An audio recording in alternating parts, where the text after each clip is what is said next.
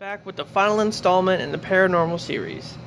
A year or so after the incident with Jesse, Ryan, his wife Emily, and their daughter Leila are about to celebrate Christmas.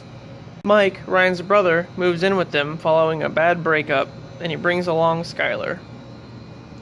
So Skylar immediately notices Leila talking to an imaginary friend named Toby. Oh shit, here we go again, with this fucking guy.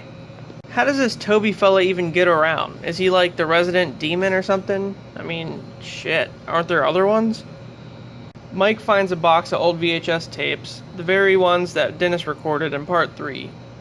The footage shows Katie and Kristi at Grandma's house practicing supernatural shit with a strange man. Then, as Mike and Ryan watch, they notice that the girls on the tape are completely aware of their presence, almost like the tape is a gateway, or maybe a ghost dimension?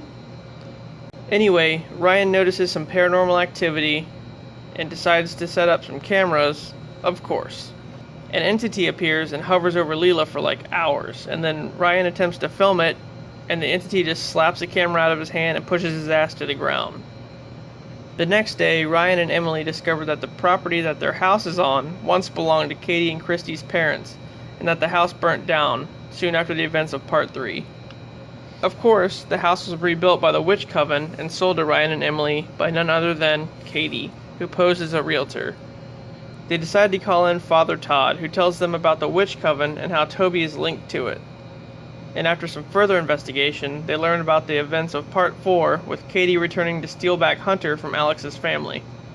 Ryan also finds out that Toby needs Leila's blood to transform into a physical being.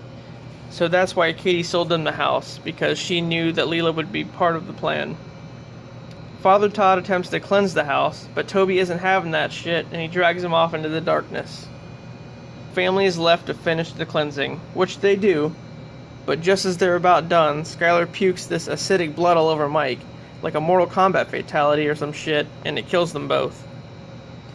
Then a portal opens up into, the ghost dimension, and Leila runs into it. Ryan tries to follow, but gets killed by Toby. Emily is able to follow Leila into the portal, and they end up in the same house, but in the early 90s. They encounter a young Katie and a now human version of Toby. So I guess he got that blood after all somehow. He kills Emily and then walks off with Leila. Well, now the motherfucker's tangible, so now what? Unfortunately, that's where they left the series, so we'll never know. Anyway, let's forget about that for now, because Horrorfest continues tomorrow night. Stay tuned.